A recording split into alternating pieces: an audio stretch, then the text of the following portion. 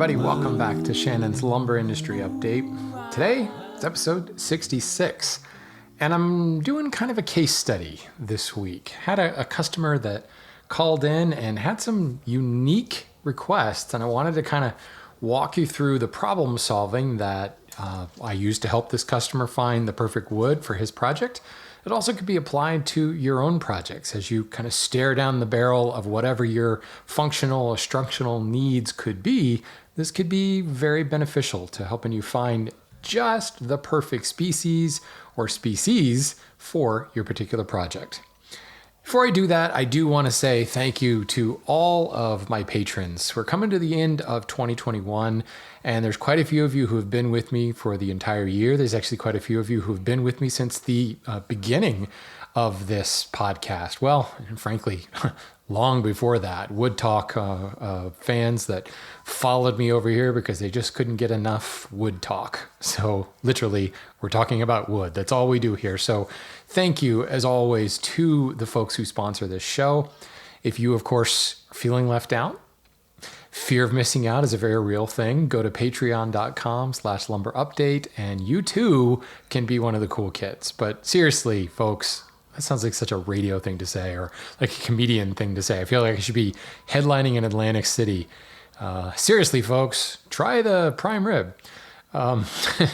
Good Lord, I'm really off topic already. No, seriously, thanks so much to those of you who sponsor this show. It means a lot to me.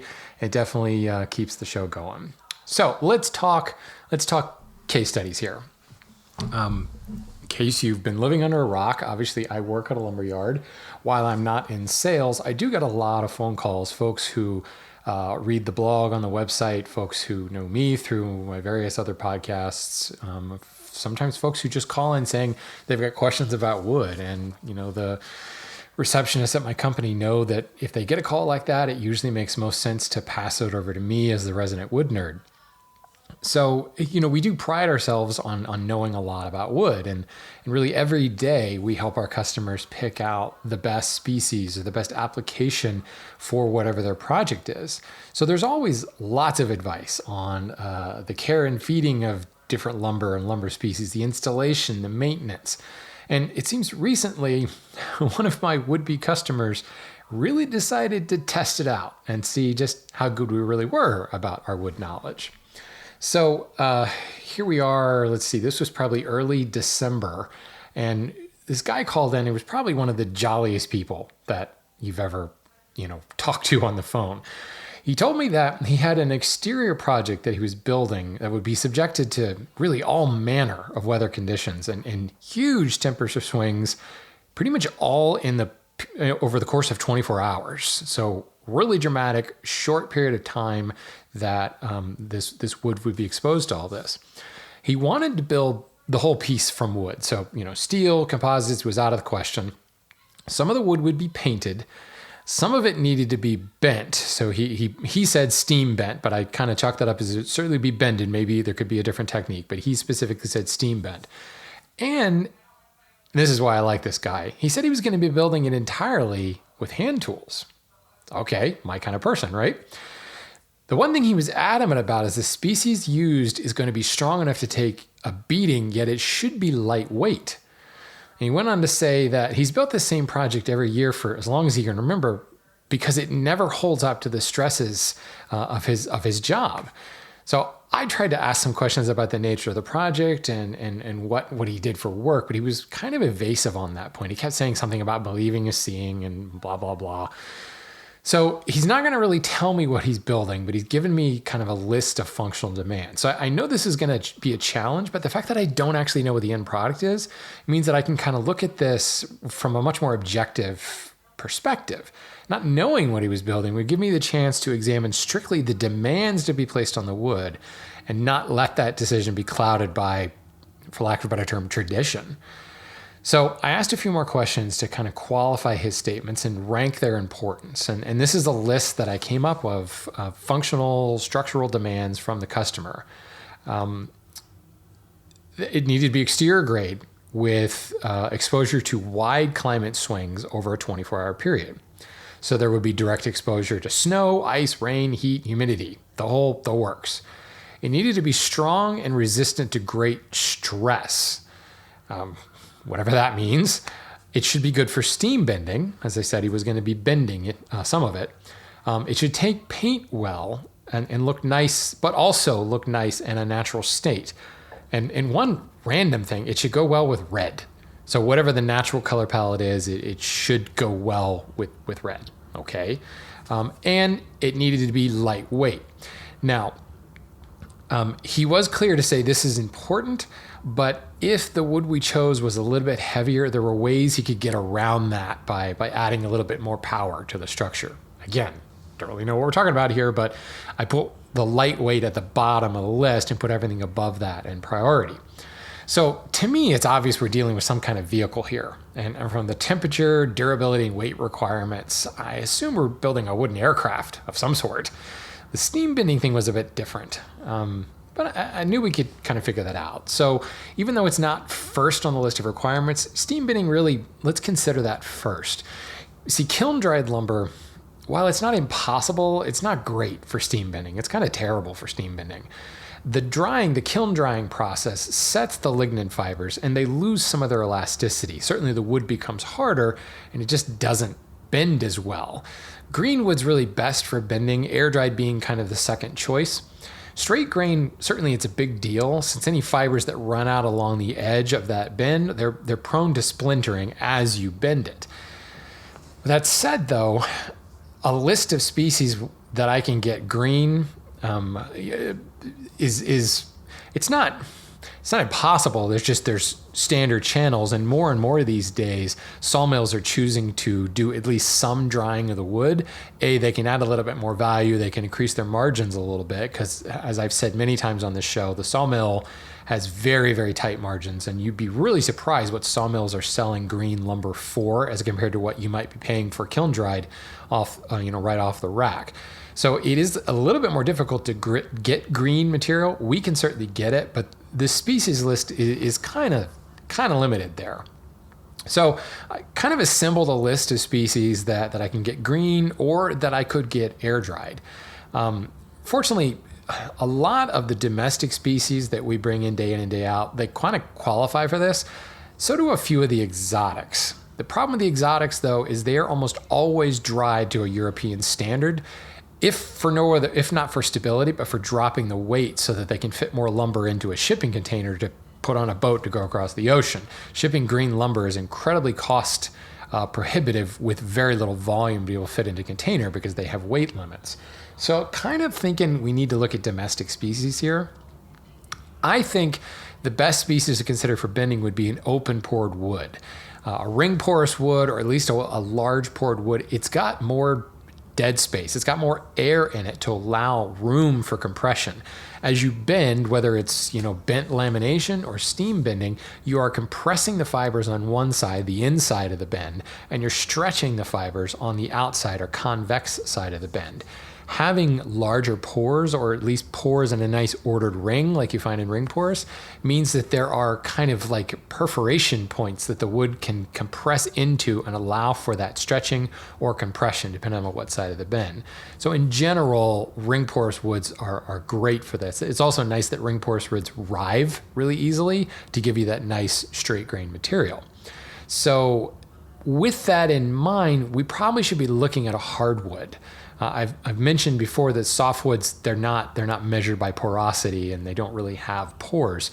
Softwoods, they don't steam bend very well. They tend to just kind of fall apart, like delaminating plywood almost. They don't, again, not impossible, but not the best idea, and probably not something that I would suggest to a customer because they just don't know, how much experience. This guy sounds like he's got a fair amount of experience since he's been building this a lot, but it just doesn't make sense. I can't in good conscience say use a softwood here. So immediately white oak, red oak, and ash come to mind. Domestic species I can get green, large pores, and ring porous. But on the opposite side, I think beech and maple could also work despite their kind of closed pore structure. There is enough compression there, and it's been, I know a lot of customers who bend beech, and actually I've got quite a few chair building customers that use maple as well. It's not as easy, but it certainly can be done. Now, the painted demand here, it's not a major concern, as most woods are going to take paint readily, whether it's directly onto the wood or using some kind of primer. And they always can be prepped with an oil-based primer to help with that exterior grade as well. Exotic woods, they cause problems here because their abundance of natural oils and things sometimes can cause adhesion issues. But I think I've kind of already eliminated exotics from consideration because of the fact of that steam bending, that non-kiln dried nature. That's kind of the trump card in this situation. To me, the biggest concern here are the elements, the extreme temperature and moisture changes this wood's going to go through over a short period of time. No wood species I know of is going to remain that stable when the temperature and humidity rise drastically and then plummet just as quickly.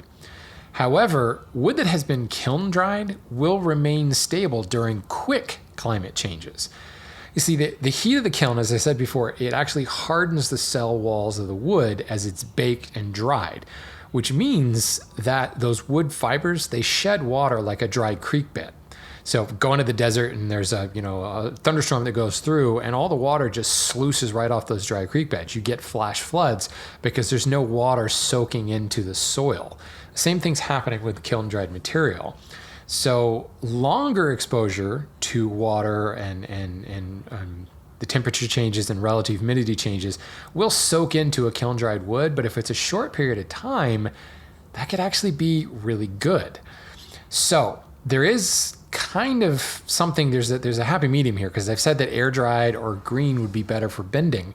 But if you were to bend green wood, then kiln dry it while it's in its bending form, not only are you going to set the bend and make the bend more stable, but that kiln drying is going to harden those fibers and help prevent some of the movement and degradation of the wood during these spikes of temperature and humidity change that this guy has said that it's going to be running into. So even though we're saying that I shouldn't use kiln dry for bending, the happy medium is use green and then kiln dry it while it's in the bending form. I don't know that you can get quite the same kiln dried stability that you would through, a multi-week kiln drying cycle.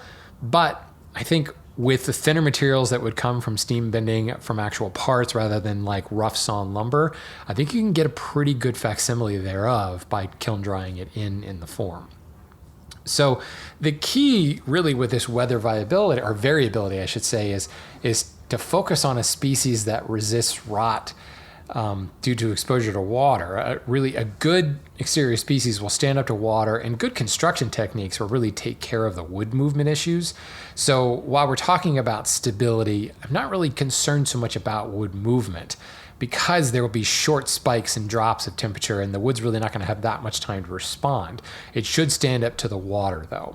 So using decent joinery to build whatever this vehicle is that allows for the freedom of movement and exploits the expansion and contraction of the wood to actually make the joint stronger, that could be really good. So like variable dryness like chair makers use, where you insert a bone dry tenon into a somewhat wet mortise, the mortise shrinks around the tenon while the tenon expands due to absorbing moisture from the mortise side of things. That could actually be really make strong construction. Additionally, things like pegs and wedges could be a great idea to provide a mechanical joint instead of relying on just friction and glue.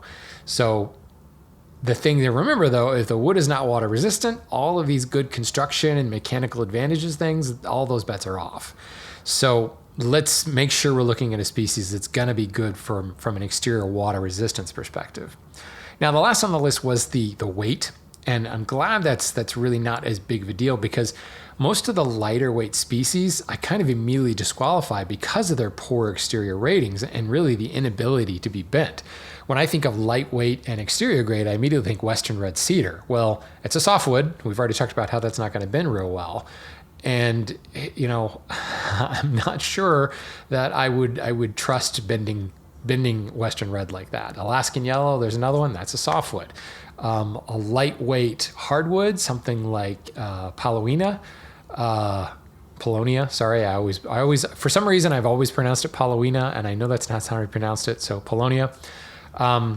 Really, really lightweight. It is ring porous, big wide open pores. It is a hardwood, but the hardness is so low that I'd be worried about the stress on the overall structure. This guy talked about how it could go through, take quite a beating, and I'm not sure that that's the best species for it.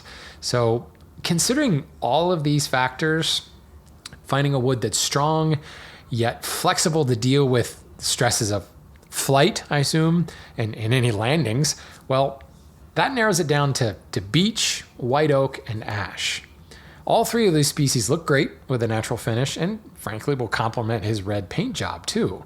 So the emphasis on extreme exterior exposure though, to me, white oak is the clear winner. You see, white oak has big pores, but they're closed up with a substance called tylose. It's a crystalline substance. I think of it like silicone caulk that you put around your bathtub. That essentially dams up those pores, preventing water from getting in. It locks out the moisture entirely. This makes white oak extremely water resistant. It's quite hard. It's got a Janka hardness of over 1200. It's very strong. The open grain makes it one of the best woods for steam bending, frankly. And I can get it in any state, from green to kiln dried, very easily. The tree goes large, it's widespread, so I know I can get it consistently. So if for some reason this customer comes back, I've got more where that's needed. Good length and width are always available. He didn't really talk about any length or width spec. I remember having this conversation, but it wasn't really that big of a deal to him, so I didn't really listen it. So quarter sawn wood certainly is very stable, highly attractive. So using white oak as well, and considering white oak is often bought on a quarter sawn spec, that could be a nice bonus to this customer. So anyway, that wasn't on the list at all, but it is something that I'm thinking about as a woodworker. So I would actually recommend a percentage of his order be quarter sawn, so that he can use for the parts that don't need to be bent and need to be a little bit more stable under these extreme weather conditions.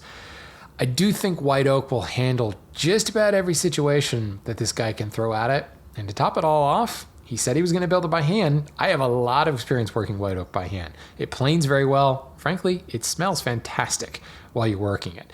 It is kind of hard, but because of that open grain structure and those large pores, I find that it works very much like a wood half of its Janka hardness. So big thumbs up from a hand tool user, from one hand tool user to another hand tool user.